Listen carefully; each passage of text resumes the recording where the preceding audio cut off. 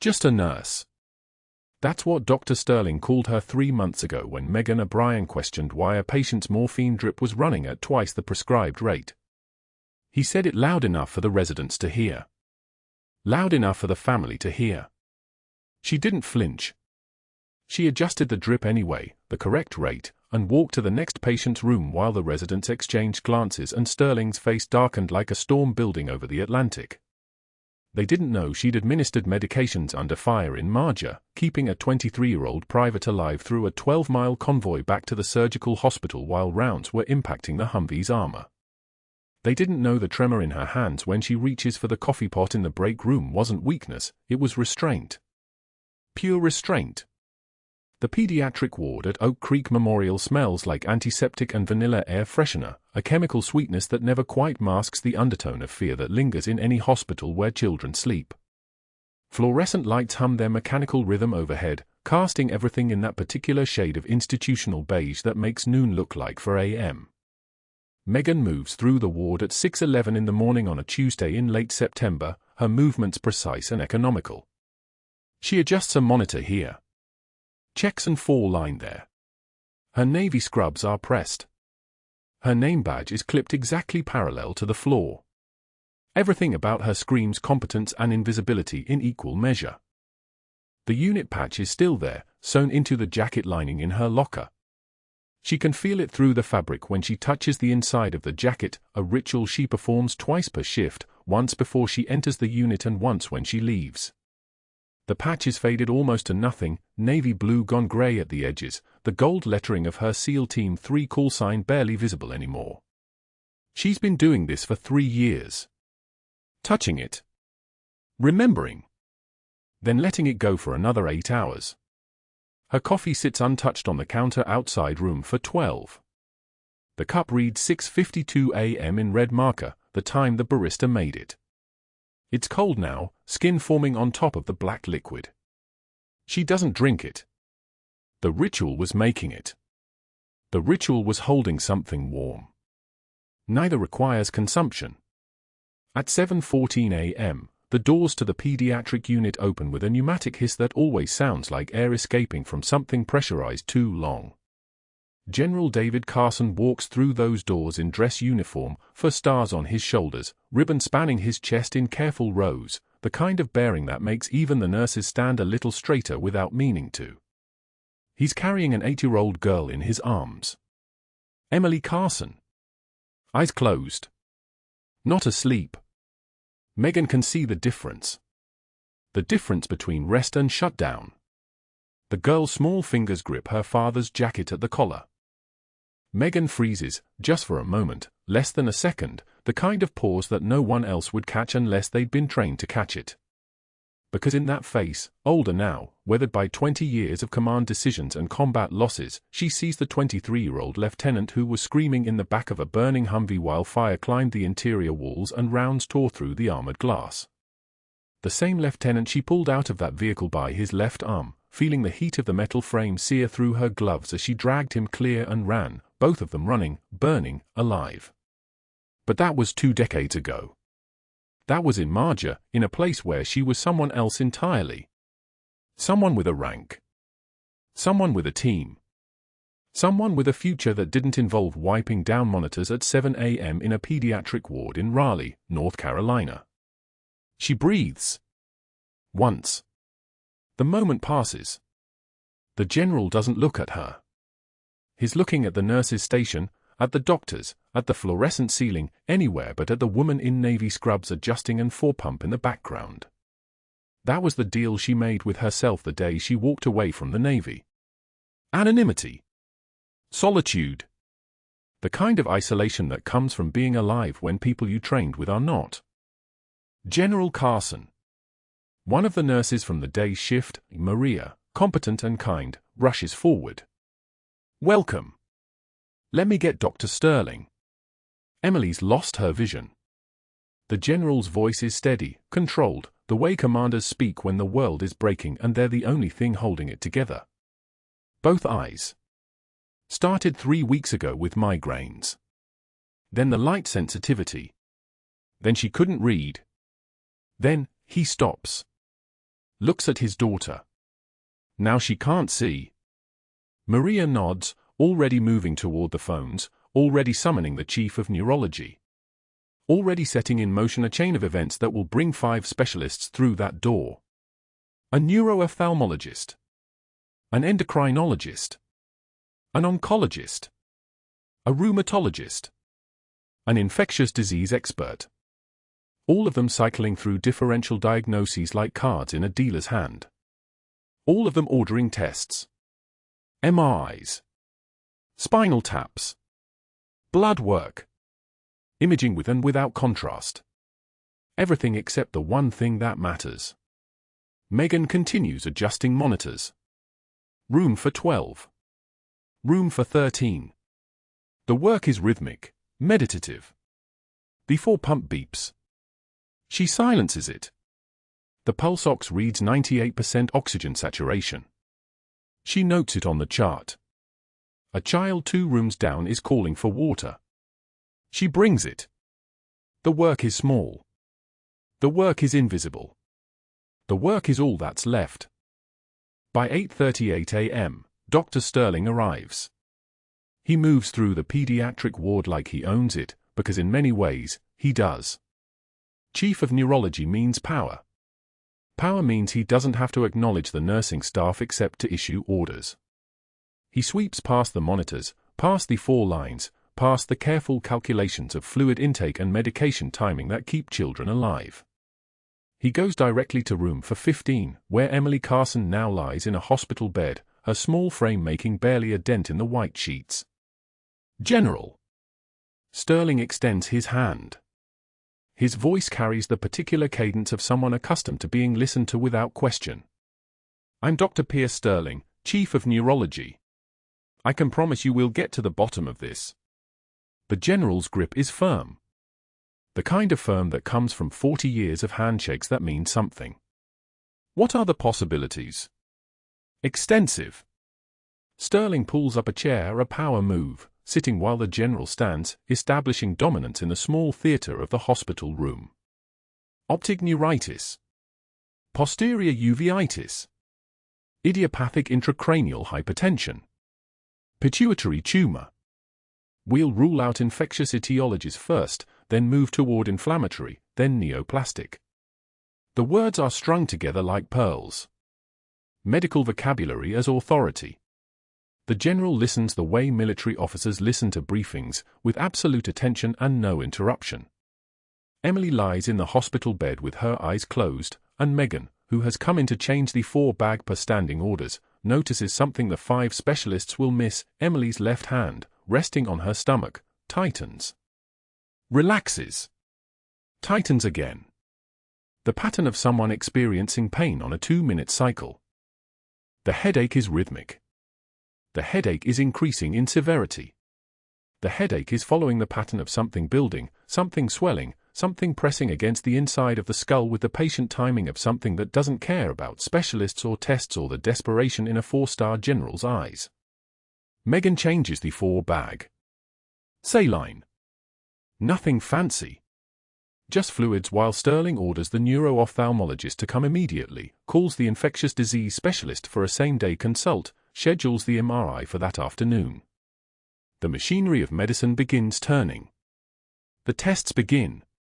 The protocols begin. Everything except the thing that matters. By 10 a.m., the neuro-ophthalmologist has examined Emily's eyes and found no optic disc edema, no retinal inflammation, no obvious pathology. The infectious disease specialist is on her way. The MRI is scheduled for 2 p.m. The General sits beside his daughter's bed, still in uniform, his decorations catching the fluorescent light, a Purple Heart, 2 bronze stars, a Navy Cross. Decorations for bravery. Decorations for saving lives under fire. Megan notes Emily's vital signs on the monitor: blood pressure 98/62, heart rate 94, temperature 98.6. Normal. Everything normal except the vision loss. Everything normal except the pattern of headaches that's building toward something. Something. She moves to the next patient, to the next monitor, to the next small invisible task that keeps the ward functioning while specialists talk and tests run and a child goes progressively darker. And that's when the first real nightmare begins. The break room smelled like burnt coffee and that particular staleness that comes from fluorescent lights humming overhead for 16 hours straight. Megan stood at the counter, watching the second-hand sweep across the wall clock, 3:24 p.m., 43 minutes into her shift, when she heard the resident mention it first. Dr. Chen ordered another MRI, the younger nurse said, scrolling through her tablet. That's the fourth neuro consult. They're running out of specialists to cycle through. Megan poured hot water into a paper cup. The steam rose in thin columns. She'd been tracking Emily's presentation for 11 days now, watching the pattern like reading instrument gauges on a submarine, each symptom a bearing, each timing notation a coordinate. Headaches worse in the morning. Better when the child sat upright. The way Emily had described the sensation as whooshing, like something pulsing inside her skull. She'd written it all down in the small notebook she kept in her pocket, the one with the coffee stain on the back cover, entries in handwriting that no one here would ever see. Her vision hasn't improved at all, another nurse said. The general asked this morning if she'd ever see again. Sterling just told him we're being thorough. Megan set the cup down.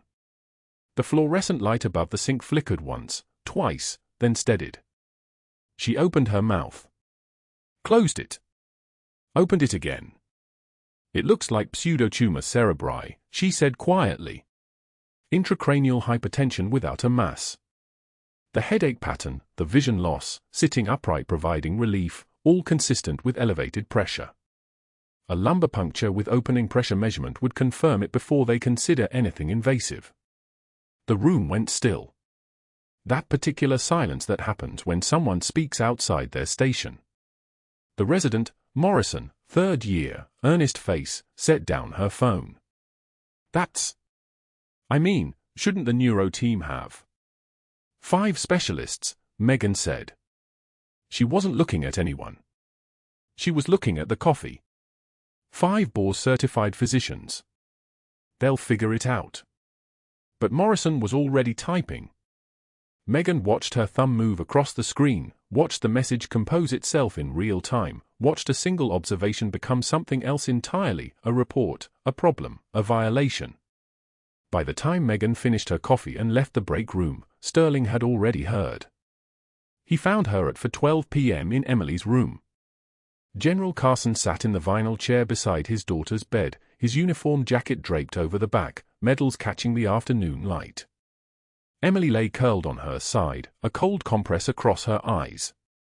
The girl's small body seemed to take up very little space in the hospital bed, as if losing her vision had somehow made her smaller. Sterling's voice cut through the room like a blade through silk. Nurse O'Brien believes she can diagnose what 5 board-certified specialists cannot. Perhaps you should know that. He turned to face the general directly, and Megan felt the weight of his gaze as much as she heard his words. Nurses who overstep create false hope. They create confusion. They undermine treatment protocols established by physicians with years of training this nurse does not possess. The nickname came next, wrapped in contempt so precise it could have been surgical. Clipboard here thinks she's qualified to second-guess pediatric neurology. Emily whimpered at the sharp tone. The general's jaw tightened, but he said nothing. He trusted the expert. The expert wore a white coat and had diplomas on his wall and the kind of presence that made people believe him, that particular kind of authority that comes not from competence but from the absolute certainty with which incompetence is delivered. Megan took one measured breath. The kind of breath she'd learned to take when an airstrike was close enough to shake the walls, when her hands needed to stay steady and her face needed to stay flat and the only thing between her and falling apart was the space between one moment and the next. She felt the tear escape before she could stop it, a single drop that rolled down her left cheekbone. She wiped it away with the back of her hand before meeting Sterling's eyes.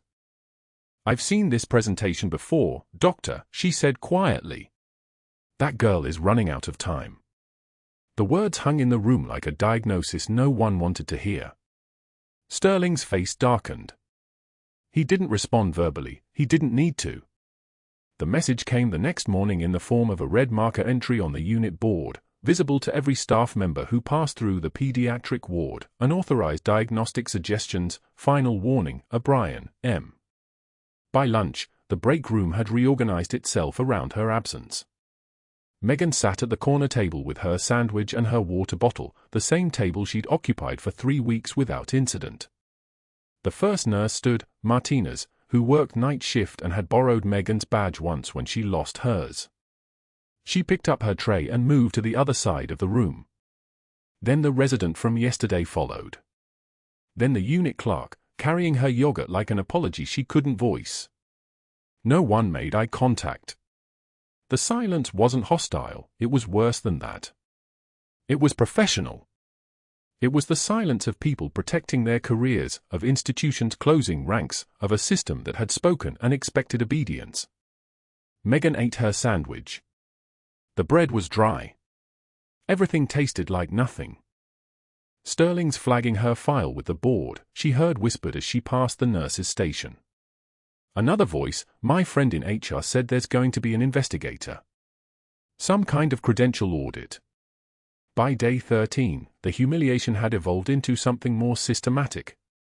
During morning rounds, Sterling stopped at Emily's bedside and turned to Megan with a smile that didn't reach his eyes.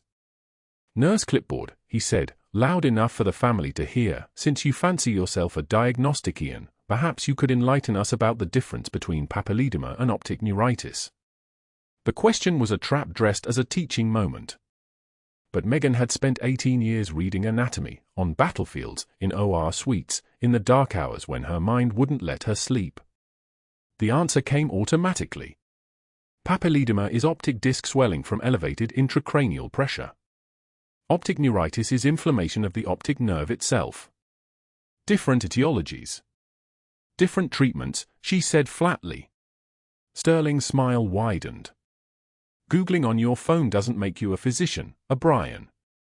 Neither does reading a nursing textbook 15 years out of date. General Carson shifted in his chair, uncomfortable. The kind of discomfort that comes from watching someone be diminished and not having the power to stop it. He looked at his daughter, at the bandage across Emily's eyes, at the machines measuring what they couldn't fix. He said nothing. By day 15, Emily's headaches had intensified into something that resembled crisis. The child screamed when the overhead lights came on, the fluorescent panels that hummed with a frequency only she could seem to feel. She screamed and clawed at her temples and begged for darkness, and her father held her and whispered reassurances he didn't believe. Sterling responded by ordering experimental migraine protocols, medications designed for adult-onset tension headaches, applied to an 8-year-old whose skull was filling with fluid, and scheduling her for a brain biopsy in 72 hours. A brain biopsy. A needle inserted through bone. A sample extracted from living tissue. Unnecessary. Dangerous. The exact kind of procedure that would be remembered as an error once the correct diagnosis was finally made. Megan knew she should stay quiet. She knew the warning was final. But she also knew what happened to children whose intracranial pressure reached critical thresholds, because she'd seen it before, in a medical tent outside Marjah, in the faces of soldiers who stopped breathing because their brains had nowhere left to expand. She went to Sterling's office at 4:27 p.m., when the day had slowed enough that hallways were empty. He didn't look up from his desk. If this is about reassignment, it's final. A lumbar puncture with opening pressure measurement would confirm elevated intracranial pressure, Megan said. It's less invasive than biopsy. Diagnostic without the risk. Sterling set down his pen. His fingers came together in front of his face, steepled like a church, like a threat. I've made some calls, O'Brien. Your previous hospital in Virginia, the reference number you provided goes to a disconnected line. The nursing director you listed? Doesn't exist anywhere in the Virginia State Licensing Database. Curious thing, that. Megan's pulse hammered but her face remained still. The composure held. It always held. It was all she had. Records get transferred between facilities, she said quietly. Systems change. Until your credentials check out, you're reassigned to supply inventory, Sterling continued, sliding a formal reassignment order across his desk. Effective immediately. You're off the pediatric floor. Completely. Those are non-negotiable terms. She picked up the order. Her hands didn't shake. Not in front of him. Never in front of him. That night, sitting in her apartment in the dark, her hands shook for the first time in 3 days. She held a showbox in her lap, the kind of plain cardboard container you could buy at any drugstore, and inside was a medal she'd never displayed, never shown, never spoken about. A Navy Cross. The weight of it sat heavy in her palm as she turned it over, reading the inscription she'd memorized 20 years ago. Her phone showed 17 missed calls from a number she hadn't answered in 3 years, her sister, who didn't know where she was, who still thought she was overseas, who would never understand why a decorated senior chief had chosen to disappear into a small-town hospital with a false reference and a borrowed identity. The PTSD that ended her surgical career rose in her chest like a tide.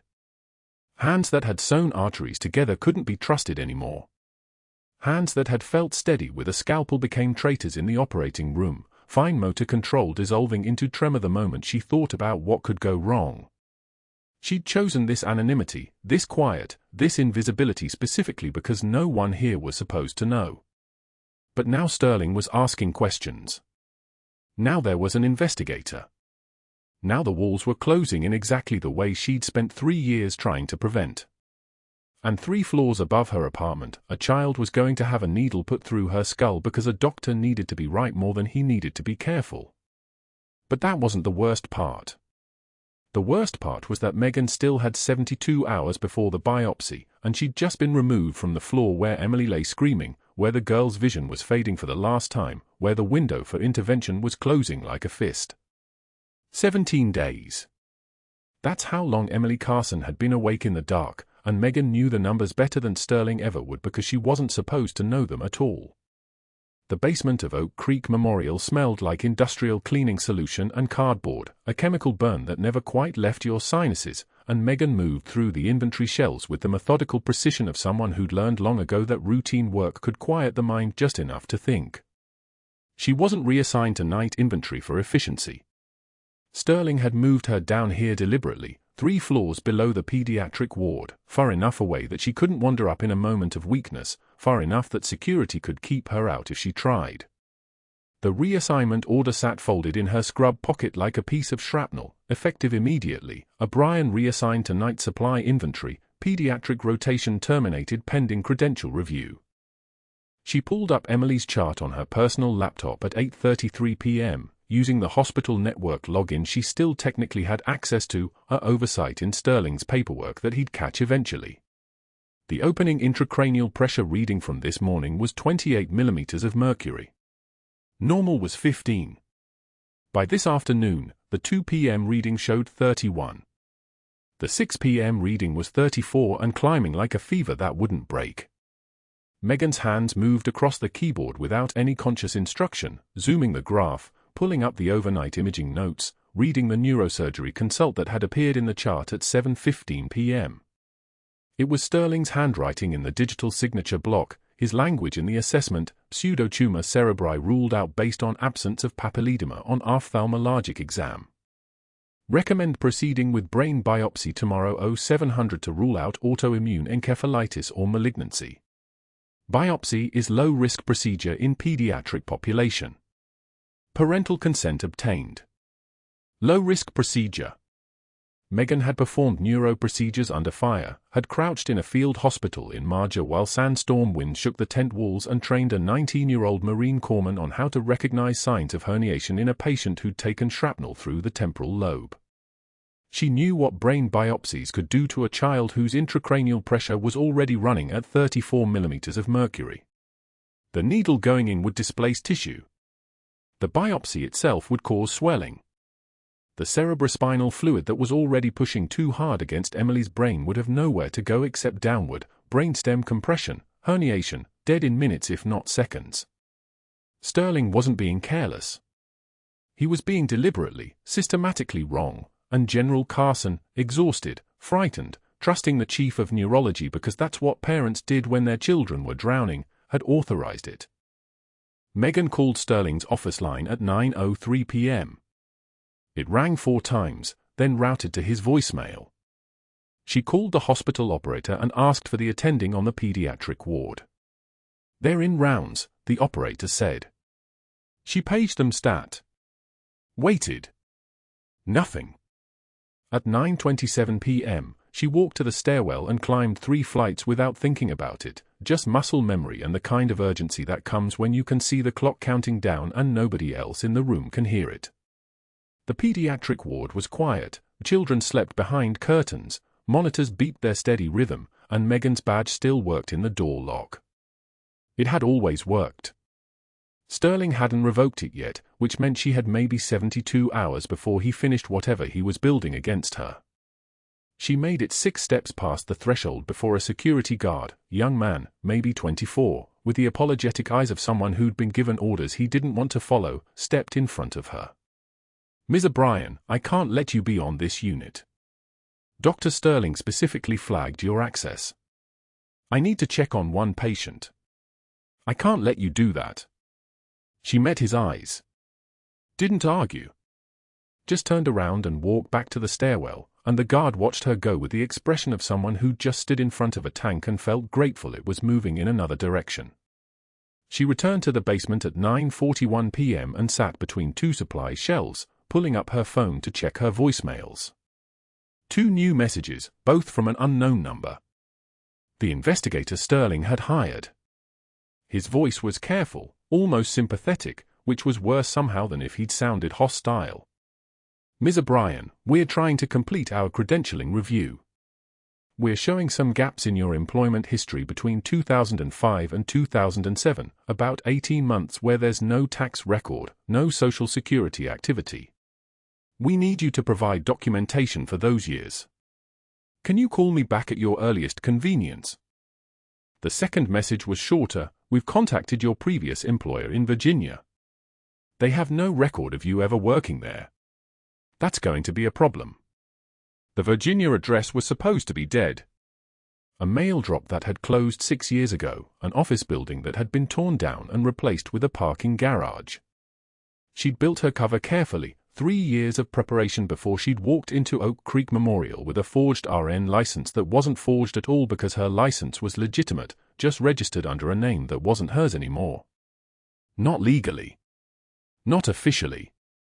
The Navy had let her disappear into civilian life because she'd asked for it quietly, through channels, because her hands had started shaking so badly during surgery that she'd almost killed a Marine with a mistake in a field hospital, because the only way to stop the shaking was to stop operating, and the only way to stop operating was to stop being who she'd been. But that wasn't the worst part. The worst part was that she could hear Emily's breathing through the walls 3 floors above her, could feel the girl's intracranial pressure climbing, could see the clock moving towards 7 a.m. tomorrow morning when Sterling would insert a needle into a child's brain and tear the last few days off whatever timeline Emily had left. Megan opened her laptop again at 9:53 p.m. and pulled up the pediatric ward roster. Her friend Rachel was working the night shift in room 412, Emily's room. Megan sent her a text, "How's our girl doing?" Rachel responded within 2 minutes, "Worse. She's complaining her head feels like something's pushing from inside. Sterling ordered mild sedation but she's still awake." "Why?" Megan didn't type the answer. She couldn't. She just sat there holding her phone, watching the dots appear and disappear as Rachel typed something else, then deleted it, typed again, "Megan, why do you ask? Are you coming back up?" No. She wasn't coming back up. She was being kept out deliberately, strategically, with the precision of someone who understood that the best way to neutralize a threat was to remove her from the battlefield entirely. Sterling didn't need to fire her. He just needed to keep her away from Emily long enough for his biopsy to do its work. After that, Emily's death would be complicated, regrettable, one of those tragic outcomes that happen sometimes in pediatric neurology despite the best efforts of the physician in charge. No one would connect it to Megan. Megan would be in the basement counting supplies. She gathered her things at 10:27 p.m. and drove not toward her apartment, but across Raleigh toward the VA hospital on Creedmoor Road, a place she'd managed to avoid for 3 years because walking through those doors meant admitting something she'd never admitted in writing, never stated in an official capacity, that what had happened in Marjah had broken something in her that didn't mend just because she'd stopped holding a scalpel. The waiting room at the VA smelled like institutional tile and something underneath it, something older and deeper, the particular exhaustion that lives in the bodies of people who've seen the worst and kept breathing anyway. A man in a wheelchair, both legs gone from the hip down, was staring at a television showing a closed-captioned game show. 2 women in Army PT uniforms sat on opposite sides of the room, not together, both holding intake forms. An older gentleman whose hands trembled in that specific way, Parkinson's maybe, or Agent Orange aftermath, was marking boxes on his paperwork with a pen that shook in his grip. Megan approached the front desk and said, quietly, "I need to register as a patient." The receptionist, a woman with kind eyes and the bureaucratic weariness of someone who'd processed 3,000 of these requests, slid a clipboard across the desk without comment. The form asked about service dates, rank, unit, combat exposure, deployment locations.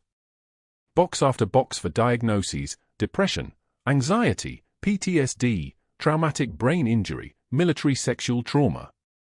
She filled in her service dates, 2001 to 2023, 22 years, and left the rank line blank because saying it aloud would make it real in a way she wasn't ready for. Combat exposure, yes. Deployment locations, Afghanistan, 2003 to 2004, 2007 to 2008, 2011 to 2012, 2013. She checked the PTSD box, and then the tremor box, and then, her hand moving on its own, the suicidal ideation box. She stared at that last one for a long time before she finished the sentence in her head. Not ideation. Not anymore. Just the bone-deep knowledge that if Emily died tomorrow because Sterling had ordered a biopsy on a girl whose intracranial pressure was climbing like a jet on afterburners, Megan would have one final option available. One last way to stop shaking. She turned in the clipboard at 11:34 p.m., and the receptionist, whose name tag read Morrison, looked at her with eyes that had seen this moment before, that recognized the particular flavor of rock bottom that tastes like surrender. "Someone will be with you in just a few minutes," Morrison said. "Have a seat. You're safe here." But Megan wasn't safe. She was sitting in a waiting room full of broken people, and she was one of them now, and 3 floors away at Oak Creek Memorial, a 8-year-old girl's intracranial pressure was pushing 35 millimeters of mercury and climbing, and there was nothing Megan could do about it because she'd been surgically removed from the situation by a man who was competent enough to make her disappear and still keep his career. Her phone buzzed at 3 in the morning. Not a call, a text from Rachel, the night shift charge nurse. "Emily seizing. On-call resident can't stabilize. Pressure building. Where are you?" Megan read it twice. Then she was moving, muscle memory overriding every rational thought that had spent the last 6 hours convincing her to stay away from Oak Creek Memorial. She grabbed her keys. The drive back took 14 minutes at speeds that made the dashboard numbers blur. No one stopped her. No one was watching the parking lot at 3:27 a.m. The badge code was 8 years old. It shouldn't have worked. It worked. The hallway to pediatrics was silent except for the ventilator wheeze leaking from room 412. Megan didn't announce herself. Didn't stop at the nurse's station. Her shoes made no sound on the tile, the walk of someone who had learned 30 years ago how to move through spaces without displacing air. The door to Emily's room was open. The child convulsed in the bed, her small body rigid against the mattress, back arched, eyes rolled back until only the whites showed. The on-call resident, a second year, maybe 3, stood frozen beside the four-stand with a syringe of lorazepam still in his trembling hand, his face the color of old plaster. General Carson sat in the corner chair, helpless, watching his daughter seize, his hands gripping his thighs hard enough to leave marks. Megan's vision narrowed. Everything else dissolved.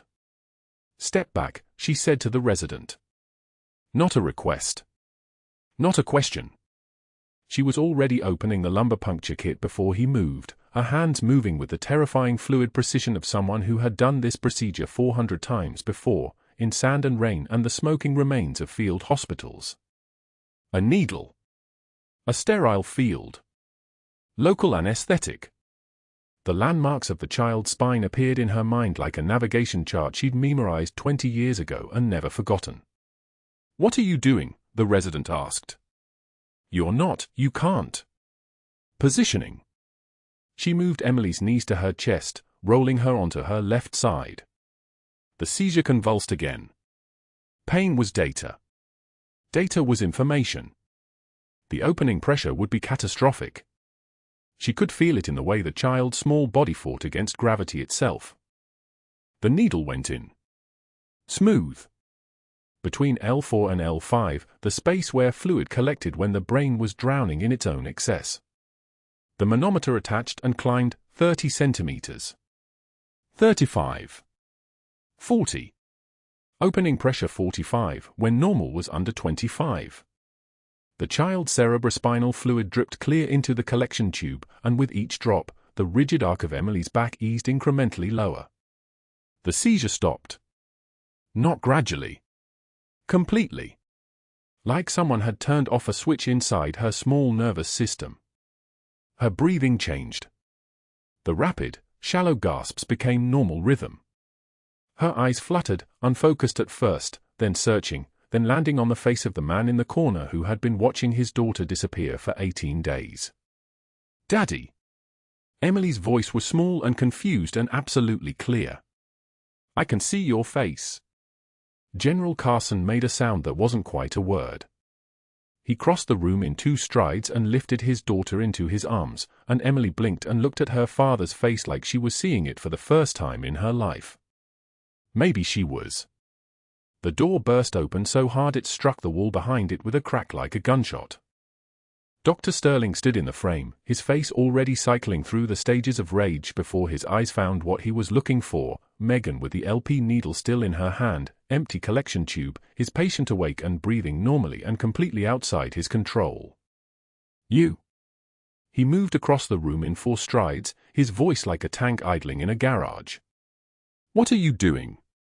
"You're not." He reached for her, and his hand found her jacket, and he pulled her away from the bedside so violently that the seam at her shoulder tore open with a sound like a whip crack. "Security! Get security in here now." Megan didn't resist. Didn't argue. Just watched his face as Emily turned in her father's arms and said, "Can I sit up?" and sat up, and looked directly at the monitor showing her heart rate stabilizing, her oxygen saturation climbing from 84 to 92 to 96, her intracranial pressure already beginning to normalize as the excess fluid drained from her skull. "You've violated every protocol," Sterling was still screaming, his voice breaking on the edges. "Practicing medicine without a license. Unauthorized procedures. I'm calling law enforcement right now. You'll face criminal charges. I'll destroy your..." But General Carson had turned to look at him, and something in that look made Sterling's words stutter and fail. Megan walked past them both. The tear in her jacket gaped open, exposing the faded fabric underneath, the unit patch sewn into the lining in thread that was older than Emily had been alive. She was in the hallway when Sterling's phone calls began. 5 in the morning, he called the board president. 6, the hospital administrator. 6:30, he called the investigator again, his voice urgent now, almost frantic. "I need you at Oak Creek Memorial within 2 hours. She performed an unauthorized invasive procedure. I have witnesses. I have documentation that her credentials don't exist." By 7, the termination papers were in her locker. By 7:30, security had been instructed not to let her leave without an escort. By 8, Sterling was walking through the hallway with a man in a grey suit carrying a leather portfolio, and they were looking at everyone with the flat focus of people hunting something specific. The investigator found her in the supply closet, where she was standing in the dark, breathing, not crying, just breathing. "Ms. O'Brien?" His voice was professional but tired, the voice of a man who had done this 100 times before. "I need to ask you some questions about your credentials." She stepped into the fluorescent light. Didn't blink. He opened his portfolio. Your previous employment at Mercy General in Virginia. I called them this morning. They have no record of you. They have no record of that facility. He flipped a page. Your nursing degree is listed as coming from Norfolk State University, 1998. They have no graduation records under your name. I see, Megan said. Your current license was obtained through reciprocity from a Virginia RN license that appears to have been issued to a Social Security number that was registered to a deceased individual in 1987. He looked at her over the portfolio. You need to explain these discrepancies right now, or I'm recommending criminal charges for fraud and misrepresentation. Megan didn't look away. Didn't move. The air in the hallway seemed to thicken around them both. I performed a procedure that saved a child's life. That's not the question I asked. He closed the portfolio. Dr. Sterling has documented everything. We're removing you from the facility at 10 a.m. with a security escort. You're to have no contact with patients or staff. Do you understand? She understood. She was sitting in the lobby at 9:45, waiting for the escort, when the building shook. Not an earthquake. Something worse. The windows rattled so hard that one of them spiderwebbed from corner to corner in a perfect geometric crack. The sound came next, a deep, rhythmic thud that pressed against her chest like a physical force. Rotor wash. 3 sources of it, close enough that the ceiling lights swayed and the fluorescent tubes hummed a frequency that wasn't quite a sound, more like a vibration at the edge of human hearing. 3 Black Hawk helicopters were landing on the roof of Oak Creek Memorial. The staff began appearing in doorways, patients sitting up in beds, nurses abandoning carts. The automatic doors at the emergency entrance hissed open and boots hit the tile, not the soft footsteps of hospital staff, but the synchronized thunder of people trained to move as a single organism. Navy SEALs. 6 of them, in full tactical gear, weapons slung across their chests, faces covered in the kind of focused intensity that made oxygen seem to vanish from the air. The team leader was older than the rest, maybe 60, with a grey beard and eyes that had seen every bad thing the world could offer and decided to see more of it anyway. He walked directly to the nurse's station, and everyone within 5 feet of him stepped back without being asked. We need Senior Chief Petty Officer Megan O'Brien, he said. Where is she? Dr. Sterling emerged from the administrative hallway like he'd been summoned by his own name. He straightened his tie, composed his face into the expression of someone about to explain something simple to someone who didn't understand medicine. There is no one here by that rank. We're actually in the process of removing a fraudulent employee. The door to room 412 opened. General Carson stepped into the hallway, fully upright now, his daughter's hand in his, Emily seeing sunlight and corridors and her father's face for the first time in 18 days. He looked at the SEAL commander, and his entire body went rigid. Reaper. His voice cracked on the single syllable. The name hung in the air like cordite. Megan felt the world change direction. Felt every door she'd ever closed slam open simultaneously. The call sign. No one had used it in 20 years. No one was supposed to know it. No one was supposed to know anything. The SEAL commander's gaze swung toward her like a rifle barrel finding its target. He took 3 strides across the lobby, and every nurse and resident and administrator in view instinctively moved away from him, clearing space as if his forward momentum was a force of nature. He stood in front of her. Stood at perfect attention. Senior Chief Petty Officer Megan O'Brien. The investigator's questions had shifted that morning. Not gentle anymore. Not exploratory. Specific. Where did she train? Which hospital in Virginia? What was her maiden name?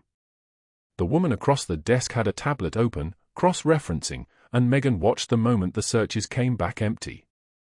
Hospitals with no record of her. Board certifications that led nowhere. A nursing license that was real, but the trail behind it, the trail she'd buried 20 years ago, was beginning to surface like a body in warming water. She'd chosen Oak Creek Memorial for one reason: anonymity. A small-town hospital where nobody knew her. Where nobody from the teams would ever think to look. Where she could make a quiet difference without the weight of recognition, without the ceremonial speeches, without explaining to people like this investigator why a decorated senior chief petty officer had spent 3 years pushing a mop and wiping down monitors instead of sitting in a Pentagon office being honored. The thought of it made her chest tighten. Not fear. Something worse. The exposure of the choice itself. How could she explain that the PTSD had made her hands shake so badly she couldn't trust herself in surgery anymore? How could she tell this woman that the screams from Marjah, the ones she still heard at 3 in the morning, made her unfit for anything except the simple, meditative work of caring for sick children where her only weapon was presence and her only kill or be killed scenario lived in her nightmares, not her hands? She'd built this life brick by brick, and now Sterling's desperate scramble to prove her a fraud was tearing it apart faster than she could rebuild it. At 10:07 a.m., she was supposed to be escorted out by security. Sterling had made that clear. The termination paperwork waited in her locker. She'd seen it yesterday, her name printed on the HR letterhead, signature lines blank, a foregone conclusion. She'd packed her things at midnight. The unit patch, carefully removed from her jacket lining where she'd sewn it the day she walked away from the Navy, now sat in her car under the seat. 20 years of invisibility about to end in a parking lot security footage and a lawsuit Sterling's board connections would bury. But at 9:45 a.m., the windows rattled. Not the usual traffic from I-40. Not wind. The low, thrumming percussion of rotor wash. 2 beats. 3. Megan was in the break room when the first nurse ran past. Then the second. Then a doctor. The sound grew louder, mechanical and authoritative, and the fluorescent lights overhead buzzed with each pulse from above. She didn't move. She stood at the coffee station, watching the liquid tremble in her cup, and she already knew. Somehow, in the quiet place where she'd learned to survive, she already knew. 3 Black Hawk helicopters descended onto Oak Creek Memorial's helipad like judgment itself. The rotors shook the structure. Dust and loose debris swirled across the roof in a controlled chaos that only military pilots could execute, hovering steady despite the violence of the wind they created. Below, in the emergency department, nurses stopped mid-sentence. Doctors froze. This kind of arrival meant only one thing, JSOC. Special Operations Command. Someone important enough to warrant that level of response. A SEAL team in full combat gear walked through the emergency entrance. Megan heard the boots on tile first. Tap. Tap. Tap. Tap. The sound of military precision moving through civilian space like a knife through water. 8 men and 1 woman, chest plates bearing the Red Cross of medical personnel, but their bearing, their posture, their eyes, the way they moved like one organism with 8 limbs, said something else entirely. The team leader, captain's insignia on his collar, moved straight to the intake desk, his voice cutting through the chaos like a command. Senior Chief Petty Officer Megan O'Brien. We need her. Now. The room went dead silent. Megan didn't move. She'd trained her body to register information without reaction, to let shock settle into her nervous system like sediment, to process the impossible with the same composure she'd used in Marjah when an IED had blown the Humvee 3 feet in the air and she'd climbed out of the flames with a man's lower leg in her hands because that's what training did, it made you a function instead of a person. But her hands did tremble now. Just slightly. Just enough that she knew she was still human. From the pediatric ward, above, a voice carried down the stairwell. A voice she'd only heard in her dreams for 20 years. Senior Chief. General Carson stood in dress blues, descended from upstairs, emerged into the chaos of the emergency department like a man stepping through a door in time itself. And behind him, small-framed and steady-eyed, was Emily. The girl who'd been blind. The girl who could see again because Megan had trusted her hands when nobody else believed in them. Emily held a file folder, military-grade classified cover in red and white, and her voice shook when she read from it, Senior Chief Petty Officer Megan O'Brien. Navy Cross recipient. Saved 17 lives under fire in Marjah, including then Lieutenant Carson. 2 Bronze Stars. Purple Heart. Commendation for developing field trauma protocols still used by Special Forces Command worldwide. The SEAL commander stepped forward. His voice carried across the entire hospital wing, loud enough for every doctor, every nurse, every administrator to hear. Senior Chief. 4 of the men you trained are in ICU downstairs. Training accident. They requested you specifically. Said if you couldn't save them, nobody could. He held up a shadow box and began listing medals as though each one was a sentence that would rewrite history. Bronze Star. He paused. Silence. Another Bronze Star. He paused. The second one landed harder. Purple Heart. Longer pause. Staff nurses were pulling out phones now, filming. Navy Cross. The commander's voice tightened with respect. And a commendation for developing trauma protocols that have saved 4,872 lives in special operations theaters worldwide. Dr. Sterling stood in the corner of the lobby, and his face had drained of all color. Not the anger he'd worn for months. Not the confidence of institutional power. His jaw moved silently, like a fish drowning in air. Each medal was a bullet, and his entire empire, his board connections, his publications, his carefully constructed image as chief of neurology, was collapsing with each name spoken aloud. The FBI agents entered through the same doors the SEALs had used. The lead agent, a woman with the bearing of someone who'd spent 20 years running down fraud, moved toward Sterling with the certainty of a verdict already written. Dr. Marcus Sterling. We're investigating fraudulent alteration of medical records. Sterling's voice cracked when he tried to speak. I was protecting patients. You fabricated evidence, the agent cut him off. She held up a tablet. Security footage played on the lobby monitor behind her, Sterling in the records room at 2:17 a.m., USB drive connected to the hospital database, his fingers flying across the keyboard, altering timestamps, creating false performance reviews, editing medical files that didn't exist until he created them to justify a termination that had never happened. Your calls to the Virginia Medical Board were recorded. You asked them to create a complaint file under Ms. O'Brien's name. Before any investigation. That's federal fraud. The external investigator stepped forward. The woman who'd been digging through Megan's past. He offered me $20,000 to write a report declaring her credentials fraudulent. Her voice was steady, professional, and final. I declined. I also documented the offer, which is why we're here. General Carson's expression had shifted. The gratitude was gone. What remained was the cold, measured rage of a 4-star officer who'd realized that the same system that had made him a general had nearly killed his daughter. You nearly killed my child with an unnecessary brain biopsy while blocking the one person on this hospital staff capable of saving her. He moved closer to Sterling, and the entire room seemed to hold its breath. I've looked into the eyes of men I was about to execute. You're not a villain, Dr. Sterling. You're just a coward in a white coat. The hospital CEO entered through the administrative corridor, summoned by the board, already briefed. She moved to Sterling with the efficiency of someone ending a resignation. You're terminated, effective immediately. Security will escort you from the building. FBI agents moved in with handcuffs. Sterling's hands shook as they secured the cuffs, the same hands that had written her up, the same hands that had destroyed her file, the same hands that had tried to bury her identity forever. His voice cracked, I'm chief of neurology. I have 40 published papers. Board connections. You're under arrest for falsifying federal medical documents, fraud, and conspiracy, the agent said flatly. You have the right to remain silent. Nurses pulled out phones. Recorded every second.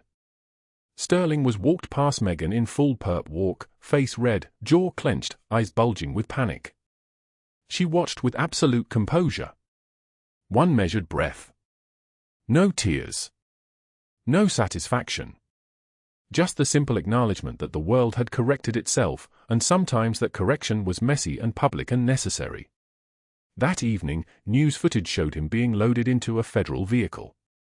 His mugshot appeared on every channel, the ambitious chief of neurology reduced to a case number. Oak Creek Memorial released a statement about immediate termination and egregious ethics violations. The hospital's reputation, protected. Justice, served. The quiet nurse who'd been written up for suggesting a diagnosis was now the woman who'd saved 17 lives in Marjah and counting. 2 years later, a nurse from Oak Creek Memorial stopped at a strip mall in Durham to file her taxes. She spotted Dr. Sterling at a folding table beside a tax preparation booth, wearing a suit from a department store clearance rack, arranging insurance policy brochures under a banner reading affordable coverage, "Ask me how." His hands trembled when he straightened the papers. His face had aged 10 years. Nobody stopped at his table. She didn't approach. Didn't need to. The corrected world was enough. Back at Oak Creek Memorial, Megan stood in her dress blues for the first time in 20 years. Emily Carson, now 10, sat in a hospital bed for her routine follow-up. Vision perfect. No symptoms in 24 months. No fear in her eyes. Megan carefully removed the faded unit patch from inside her jacket lining, the patch she'd carried through 3 years of hiding, 3 years of wiping down monitors and pushing mops and pretending to be invisible, and pinned it to Emily's pillow. "This is for you," Megan said quietly. "For being braver than most soldiers I've known." General Carson stood in his dress uniform and saluted her. Not the casual gesture of courtesy. A full military salute, the kind reserved for heroes. "You saved me twice," he said, and his voice held the weight of 2 decades of gratitude. "Once on the battlefield. Once through my daughter." The pediatric ward staff lined the hallway, applauding as the SEAL commander presented a shadow box containing her medals, properly displayed for the first time, bronze and purple and gold catching the fluorescent light like proof that the world had finally acknowledged what was true. Megan's hands didn't shake when she accepted it. If you've ever been underestimated by someone in power, if you've ever known something was true that nobody else believed, subscribe to this channel and let us know your story. Because sometimes the bravest thing isn't screaming for recognition. It's doing the right thing when nobody's watching, and trusting that eventually, someone will notice. Like and comment below, and remember, not all heroes wear capes. Some wear scrubs.